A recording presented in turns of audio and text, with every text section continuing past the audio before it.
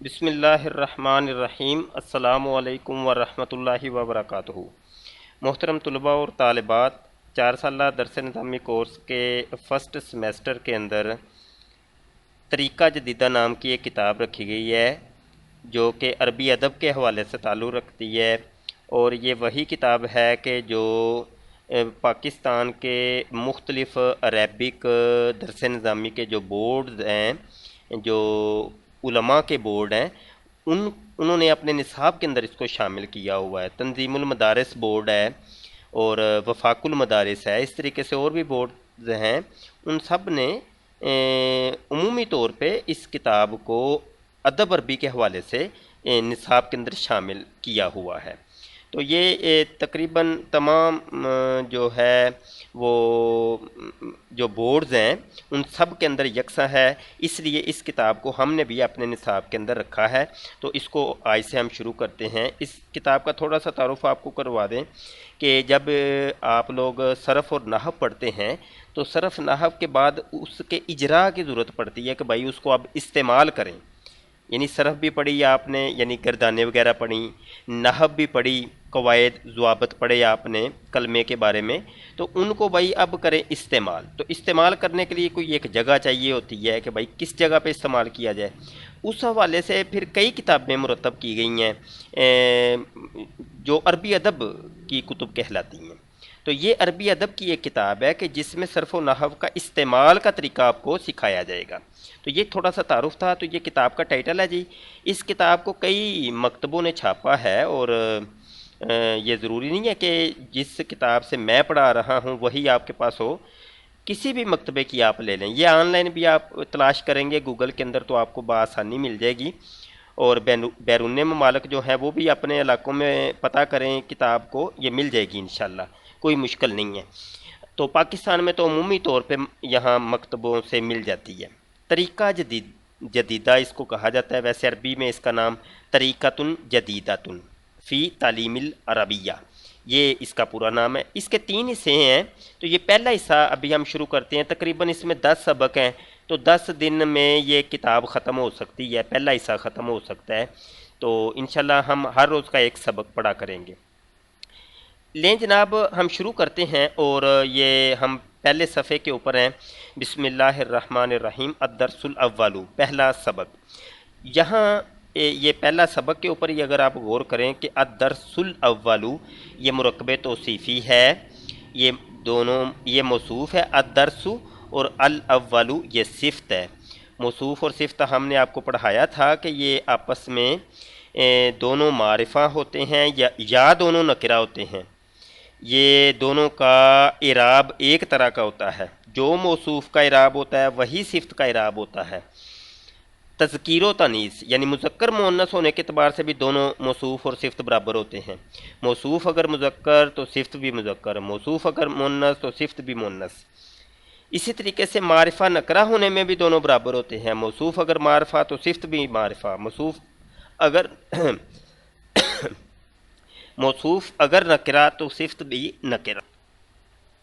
تو یہ دونوں جو ہے نا آپس میں موصوف اور صفت ہیں، الدرس موصوف، الاول صفت۔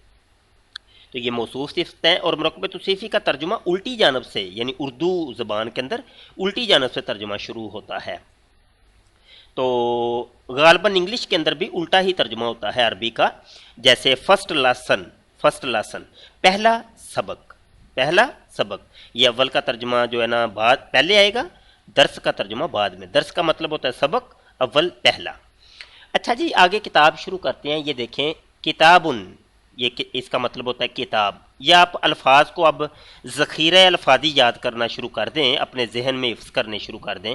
اس کا ترجمہ بھی میں آپ کو سنا دیتا ہوں۔ کتابن کتاب، قلمن قلم، ورقن ورق جو کتاب کا ورق ہوتا ہے، کرسی جن کرسی چیئر جس کو کہتے ہیں، مکتبن ڈیسک، مقعدن یہ بینچ جو ہوتا ہے اس کو کہتے ہیں، جدارن دیوار، جو دیوار ہوتی ہے وال، اس کو عربی میں جدارن کہتے ہیں۔ اگلے صفحے پہ آ جائیں۔ ये देखें आगे, ये देखें एक हाथ का इशारा बना हुआ है, आगे किताब है, वो ऐसे इशारा करके कह रहा है। ये आपको बता ये रहा है कि जब किसी चीज़ की तरफ आप लोगों ने इशारा करना है तो उसको अरबी में किस तरीके से आपने बोलना है। इशारे के लिए दो लफ्ज़ इस्तेमाल होते हैं, एक हाजा और एक हाजे ही। ये बात ज़हन में रखिएगा, हाजा का मतलब है ये एक मर्द, और हाजे ही का मतलब होता है ये एक औरत। हाजा मुज़क्कर के लिए, मुज़क्कर करीब के इशारे के लिए, और हाजे ही मुअन्नस करीब के इशारे के लिए इस्तेमाल होता है। यहाँ मुज़क्कर है, चूँकि किताब मुज़क्कर है तो ये हाजा का इशारा इस्तेमाल हुआ है। कई दोस्त यहाँ सवाल करेंगे कि यार ये किताब कैसे मुज़क्कर मुअन्नस है। तो जिन दोस्तों ने मुज़क्कर और मुअन्नस का सबक पढ़ा हुआ है तज़कीर व तनीस का, उनको बखूबी पता होगा कि अरबी के अंदर लड़की लड़के के एतबार से मुज़क्कर मुअन्नस नहीं कहते, बल्कि उन्होंने कुछ अलामात वज़ा कर रखी हैं, जिन अलामतों को देख कर हम पहचान सकते हैं कि ये मुज़क्कर है और ये मुअन्नस है। उनमें से एक मशहूर अलामत है गोलता, जिसको ताए तानीस कहते हैं। जैसे मदरसातुन के आखिर में गोलता है, तो वो कहते हैं गोलता जहाँ आएगी वो मुन्नस होगा, जिसके आखिर में गोलता ना आए तो वो मुज़क्कर होगा। गोलता आ जाए तो वो मुन्नस, ना आए तो वो मुज़क्कर। तो यहाँ देखिए किताब के आखिर में गोलता नहीं है तो ये मुज़क्कर है, कालामुन के आखिर में गोलता नहीं है तो ये मुज़क्कर है। इसीलिए वो इशारा करके कह रहा है मुज़क्कर का इशारा है, क्योंकि जिस चीज़ की तरफ इशारा हो रहा है वो भी मुज़क्कर है, तो इशारा भी यकीनी सी बात है मुज़क्कर का ही होगा। यहाँ हाजे ही तो नहीं हो सकता ना, तो यहाँ हाजा मुज़क्कर का इशारा होगा। हाजा किताबुन, ये किताब है, ये किताब है, ये जुमला इसमिया बन जाएगा, ये किताब है। हाजा कलमुन, ये कलम है। माँ, ये माँ जो है ये सवाल करने के लिए आता है। जैसे वट अरबी इंग्लिश में कहते हैं वट इज़ दिस, ये क्या है।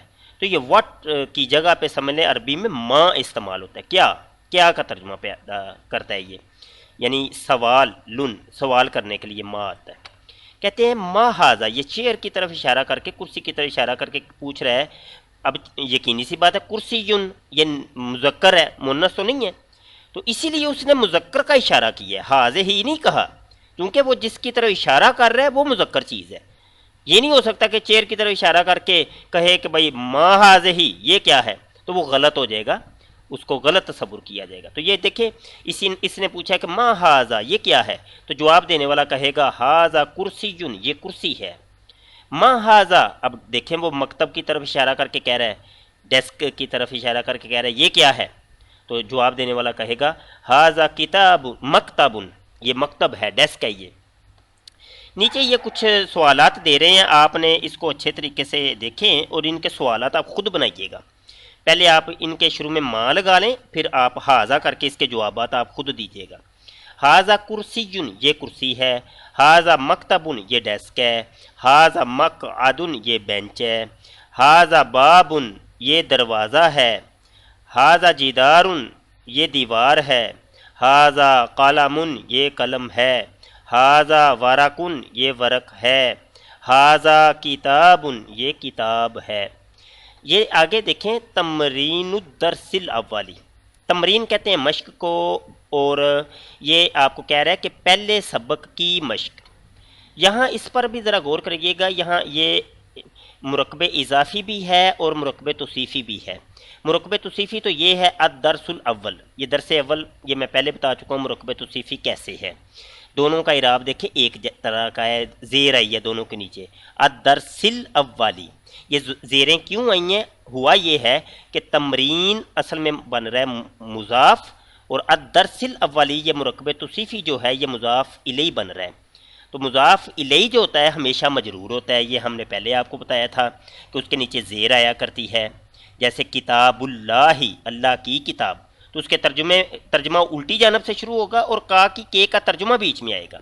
इसीलिए ये कह रहा है कि पहले सबक की मश्क, यहाँ की का तर्जुमा, यहाँ की का तर्जुमा पैदा हो रहा है। उसकी वजह ये है कि ये मुरकबे इजाफ़ी बन रहा है, पहले सबक की मश्क। आ जाए भाई यहाँ, ये अब खाली जगह इसने छोड़ी है हाजा करके और ऊपर तस्वीर दी है। अब बच्चे अगर समझदार होंगे तो वो तस्वीर देख के पहचान जाएंगे इसको और अरबी में क्या कहते हैं। कहते हैं हाजा कुर्सीयुन, हाजा हाजा मकतबुन, हाजा मकअदुन, हाजा बाबुन। यहाँ देखिए अब ये बाबुन इसने लिखा है, यहाँ आप इशारा खुद लगा लें। हाजा बाबुन, हाजा जिदारुन, हाजा किताबुन। इसके तर्जुमे भी हमने आपको करके दिखा दिए। यहाँ आप देखिए फुल खाली जगह इस करके ये बता रहा है, हाजा कलमुन, हाजा वारकुन, हाजा कुर्सियुन। अगले सफ़े पे आते हैं जी, यहाँ खाली जगह, हाजा बाबुन, हाजा जिदारुन, हाजा किताबुन। यहाँ ये अब इसने जो ना इराब नहीं लगाया, लेकिन आपने यहाँ इराब खुद लगाना है ज़बानी। किताबुन, इसको कताब नहीं बोलना, जैसे हमारे पंजाबी ज़बान में अक्सर बोलते हैं कताब, तो ये कताब नहीं, लफ्ज़ किताब होता है, किताब, काफ के नीचे ज़ेर। किताबुन, कलमुन, काफ को थोड़ा सा मोटा करके बोलें, कलमुन। वराकुन, इस काफ को मोटा सा करके बोलेंगे, वराकुन। कुर्सियुन, कुर्सियुन। मकतबुन, मक़अदुन, बाबुन, जिदारुन, हाजा, मा हाजा। तो ये आपने इसके तर्जुमा भी करना है और इसके ऊपर इराब भी लगाना है। दोस्तों हमारा पहला सबक कंप्लीट हुआ, इंशाल्लाह कल दूसरा सबक पढ़ेंगे, इस उम्मीद के साथ कि आप इस सबक को याद करेंगे और इस सबक को आप व्हाट्सएप के ऊपर या स्काइप के ऊपर मुझे सुनाएंगे। ये बात ज़हन में रखिएगा कि शैतान आपको बहुत वर्गलाएगा, बहुत परेशान करेगा शैतान।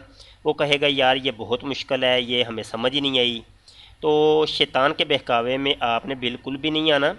अगर 100 लफ्ज़ मैंने आपको पढ़ाया है और एक लफ्ज़ भी समझ आ जाए तो अल्लाह का करोड़ दफ़ा शुक्र आपने करना है कि शुक्र है अल्लाह तूने एक लफ्ज़ तो हमें कम अज़ कम सिखाया, अगरचे 99 लफ्ज़ नहीं आए। उन 99 को सीखने की कोशिश करें। इंसान के लिए वही होता है जिसकी वो कोशिश करता है। तो ये कुरान का फ़ैसला है, आप कोशिश करेंगे, आपकी कोशिश रायगा नहीं जाएगी। आप कोशिश करें, इसको बार बार रिपीट करके सुने, और कोई सवाल करना हो, कोई चीज़ समझ ना आए तो आप जो है मुझे व्हाट्सएप के ऊपर या स्काइप के ऊपर, फेसबुक के ऊपर, किसी भी जगह पे आप मुझसे समझ सकते हैं। और ये बात ज़हन में रखिएगा, ये सबक हमारे उन्हीं दोस्तों के लिए हैं कि जिनका दाखिला कंजुल ईमान रिसर्च इंस्टीट्यूट के तहत हो चुका है, और ये सवाल जवाब भी करने के अहल वही तालिब इल्म हैं जिनका दाखिला हो चुका है।